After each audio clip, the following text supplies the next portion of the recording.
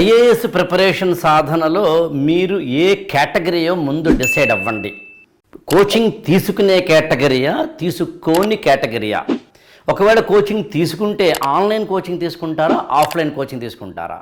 ఒకవేళ self study అయితే కనుక ఎలాంటి యూట్యూబ్ ఛానల్స్ ద్వారా మీరు ఆ సెల్ఫ్ స్టడీ ప్రిపరేషన్లోకి వెళ్ళాలనుకుంటున్నారు? ఒకవేళ మెంటరింగ్లోకి వెళ్ళాలనుకుంటే ఎవరిని మెంటార్గా ఎంచుకోవాలనుకుంటున్నారు? గైడెన్స్కి, మెంటరింగ్కి, కోచింగ్కి, సెల్ఫ్ స్టడీకి ఈ 4 పదాలకి ఉన్న తేడా ఏంటో తెలుసుకునే ప్రయత్నం చేయండి. సెల్ఫ్ స్టడీలో ఉంటూ మెంటరింగ్ను, మెంటరింగ్లో ఉంటూ కోచింగ్ను, కోచింగ్లో ఉంటూ గైడెన్స్ను అనే కన్ఫ్యూజన్లోకి వెళ్ళకండి. ఈ కన్ఫ్యూజన్ ఉన్నప్పుడు ఏమవుతుందంటే మీరు కొంతకాలం వెళ్ళేసరికి మీ ప్రిపరేషన్లో మీకు ఒక ఎనర్జీ వేస్ట్ అయిపోతుంది, టైం వేస్ట్ అయిపోతుంది, మనీ వేస్ట్ అయిపోతుంది, రిసోర్సెస్ వేస్ట్ అయిపోతాయి. ఒక తెల్లని పలకలాగా మీరు ఉంటే, తెల్లని వైట్ పేపర్ లాగా మీరు ఉంటే, కోచింగ్కి వెళితే కోచింగ్ పర్సన్ ఫ్యాకల్టీ మీకు కొంత రాసి ఇస్తాడు. అంటే కోచింగ్ వెళ్ళాలి అనుకున్నప్పుడు నువ్వు వైట్ స్లేట్లా ఉండాలి. లేదండి నేనే ఓన్గా ప్రిపేర్ అవ్వాలనుకుంటున్నాను అన్నప్పుడు ఎవ్వరి సలహాలు తీసుకోకండి. మీకు తోచిన ఏవైనా కొన్ని యూట్యూబ్ ఛానల్స్ చూడండి. ఏదో యూట్యూబ్ వాచింగ్ వారోత్సవాలని పేరు పెట్టుకొని ఒక వారం రోజుల పాటు తెలుగులో ఉన్న, ఇంగ్లీష్లో ఉన్న ఎన్నైతే యూట్యూబ్ ఛానల్స్ మనకి ఇవాళ గైడెన్స్ ఇస్తున్నాయో ఆ గైడెన్స్ తోటి కూడిన ప్రతి యూట్యూబ్ ఛానల్ని చూడండి. ఎవరితో అయితే మీకు ఎక్కువ కనెక్ట్ అవుతారో మీరు, అంటే కనెక్షన్ వస్తుందో, అంటే ఒక్కొక్కరు నచ్చుతారు, ఒక్కొక్కరికి సింక్ అవుతారు. ఉదాహరణ నేను ఉన్నాను, నా యూట్యూబ్ ఛానల్ కానీ నేను చెప్పే విధానం కానీ అందరికీ నచ్చాలన్న రూల్ లేదు. కొంతమందికి నేను సింక్ అవుతాను, కొంతమందికి సింక్ కాను. కొంతమందికి నా అప్రోచ్ బాగుంటుంది, కొంతమందికి నా అప్రోచ్ అంటే వెగటు పుడుతుంది. కొంతమందికి నా అప్రోచ్ వల్ల లాభం ఉందని అనుకుంటారు, కొంతమంది నా అప్రోచ్ వల్ల లాభం లేదని అనుకుంటారు. అందుకని మీరు ఏ అప్రోచ్ని పొందాలనుకుంటున్నారు? ఇవాళ మొత్తం యూట్యూబ్ ప్రపంచంలో ఎన్నైతే ఛానల్స్ ఉన్నాయో ఆ ఛానల్స్ అన్నింటినీ మీరు అబ్జర్వ్ చేయండి. ఎవరో ఒకరి కనెక్ట్ అవ్వండి, ఎవరో ఒకరిని ఎంచుకునే ప్రయత్నం చేయండి. ఏకలవ్యుడు ఎలాగైతే గురువు అడ్మిషన్ ఇవ్వకపోయినా ఆయన విగ్రహాన్ని మాత్రమే పెట్టుకుని విలువిద్య నేర్చుకున్నాడో అలా మీరు కూడా ఒక యూట్యూబ్ ఛానల్ని మాత్రమే ఫాలో అవుతూ కూడా ఐఏఎస్ అవ్వచ్చు. కాకపోతే కొంచెం కష్టం. అందుకే నేను ఏమంటానంటే, ఒక కోచింగ్ తీసుకోవాలి అనుకున్నప్పుడు నేను మీకు చెప్పాల్సిన అవసరమే లేదు. కానీ కోచింగ్ తీసుకోలేరు అనుకున్నప్పుడు సెల్ఫ్ స్టడీ మాత్రం అంత మంచిది కాదు. ఎంత కాదనుకున్నా మనకి మనమే అన్నీ తెలుసుకోవాలి, మనకి మనమే అన్నీ సప్లై చేసుకోవాలి, లేదా మనకి మనమే అన్నింటినీ చూసుకోవాలి అంటే కొంచెం కష్టం. మనం ఈదుతూ ఉన్నప్పుడు గట్టు నుంచి ఎవరైనా ఉండి అలా వెళ్ళు ఇలా వెళ్ళొద్దని చెప్పినప్పుడు మనకుండే అడ్వాంటేజ్ వేరు. అందుకే నేను ఏమంటానంటే, ఎవరినైనా ఒక మెంటార్ని ఎంచుకోండి. ఆ మెంటరింగ్ అనే దాన్ని అర్థం చేసుకునే విధానంలో మీరు ఎంత క్లియర్గా ఉన్నారన్నది పాయింట్ అవుతుంది. అందుకనే మెంటరింగ్కి సంబంధించి కొంత ఇన్ఫర్మేషన్ ఇవ్వాలి అనే ఉద్దేశంతో ఒక కోచింగ్ అవసరం లేననుకున్న స్టూడెంట్కి సెల్ఫ్ స్టడీ అనేది కొంచెం మంచిది కాదని నేను వ్యక్తిగతంగా నమ్ముతాను.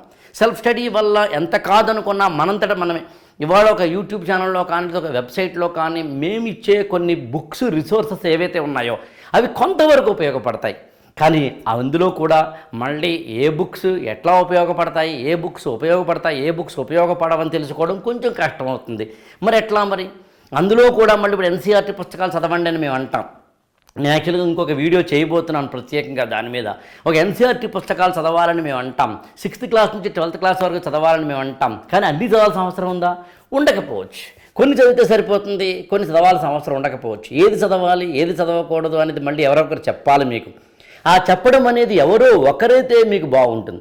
ఎందుకంటే ఒక యూట్యూబ్ ఛానల్లో కొన్ని చదవమంటే ఇంకో యూట్యూబ్ ఛానల్లో ఇంకొని చదవమంటారు. కాబట్టి మీకు ఒక 6 నెలలు పోయేసరికి కన్ఫ్యూజన్ ఏర్పడుతుంది. ఒక డాక్టర్ దగ్గరికే వెళ్ళాలి. ఒక డిసీజ్ కోసం 2 డాక్టర్లను కనుక అప్రోచ్ అయితే ఈయన అప్రోచ్ వేరేగా ఉంటుంది, ఆయన అప్రోచ్ వేరేగా ఉంటుంది.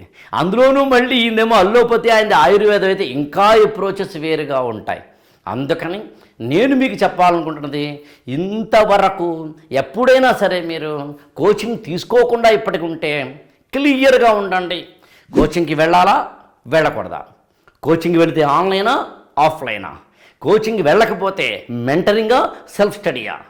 సెల్ఫ్ స్టడీ అయితే ప్రమాదాలు ఏంటి, మెంటరింగ్ అయితే ఎవరి దగ్గరికి వెళ్ళాలి, ఆ మెంటరింగ్లో మీరు తీసుకోవాల్సిన జాగ్రత్తలు ఏంటి, మీరు చెప్పాల్సినవి ఏంటి, మీరు అర్థం చేసుకోవాల్సిన స్ట్రెంగ్త్స్ ఏంటి, వీక్నెసెస్ ఏంటి, ఒక ఏడాది పాటు ఐ రిపీట్ ఇట్, ఒక ఏడాది పాటు ప్రపంచాన్ని మర్చిపోయే కనుక మీరు చదివితే, ఒక సైంటిఫిక్ అప్రోచ్తో కనుక మీరు చదివితే, నేను ఒక సైంటిఫిక్ అప్రోచ్ ఇవ్వడం కోసం ప్రత్యేకంగా ఒక 365 రోజుల ప్లాన్ ఒకటి గీశాను. అది ఎలాగో నేను ఇంకొక వీడియోలో చెబుతున్నాను. అందుకని 365 రోజుల పాటు ఒక ప్లాన్ మనం గీసుకుందాం. ఏ రోజు ఎప్పుడు ఏం చదవాలో డిసైడ్ అవుదాం. అలా కనుక 365 రోజుల ప్లానర్ని కనుక మనం ఏర్పాటు చేసుకుంటే ఖచ్చితంగా ఐఏఎస్ అయ్యేందుకు అవకాశం ఉంది. మన రిసోర్సెస్ మనకి బెనిఫిట్ అయ్యేందుకు అవకాశం ఉంది. ఖచ్చితంగా వన్ థింగ్ ఈజ్ ష్యూర్, మీరు ఐఏఎస్ అవ్వడానికి మీరే కారణం, మేం కాదు. మేము కేవలం గైడెన్స్ ఇవ్వగలం, మేము కేవలం మెంటరింగ్ ఇవ్వగలం, మేము కేవలం మోటివేట్ చేయగలం, మేము కేవలం రిసోర్సెస్ చెప్పగలం, మేము కేవలం మెటీరియల్స్ ఇవ్వగలం, బట్ అంతకుమించి కాదు. కానీ వన్ థింగ్ ఈజ్ ష్యూర్, ఏది చదవాలో ఏది చదవకూడదు, ఎలా చదవాలో ఎలా చదవకూడదు అనే వాటికి సంబంధించి ఈ సిరీస్లో మాత్రం నేను చాలా డీటెయిల్గా చెప్పాలని డిసైడ్ అయ్యాను. ఉదాహరణకి ఇంటర్నేషనల్ రిలేషన్స్ చదవకపోయినా పర్వాలేదు, నిజానికి వరల్డ్ హిస్టరీ చదవకపోయినా పర్లేదు, అంటే పుస్తకాలు చదవకపోయినా పర్లేదు, పెద్ద పెద్ద పుస్తకాలు చదవకపోయినా పర్లేదు, అలా ఎన్విరాన్మెంట్కి పెద్ద పెద్ద పుస్తకాలు చదవకపోయినా పర్లేదు, ఇలా ఏది చదవాలో ఏది చదవకూడదో, ఎలా చదవాలో ఎలా చదవకూడదో, ఏది కరెంట్ అఫైర్స్ తీసుకురావాలో అనే దానికి సంబంధించిన ఒక ఫుల్ ఫ్లెడ్జ్డ్ నాలెడ్జ్ మీకుంటే, క్లారిటీ ఉంటే ఖచ్చితంగా ఐఏఎస్ వస్తుంది. అందులో ఐ రిపీట్, సి అని గుర్తుంచుకోండి. Consistency, clarity and more over confidence. మీకు కన్సిస్టెన్సీ ఉండాలి, క్లారిటీ ఉండాలి, కాన్ఫిడెన్స్ ఉండాలి. ఈ 3 ఉంటే ఐఏఎస్ అనే 3 అక్షరాలు మీ పేరు పక్కన సిద్ధంగా ఉంటాయి. మరో వీడియోలో కలుద్దాం.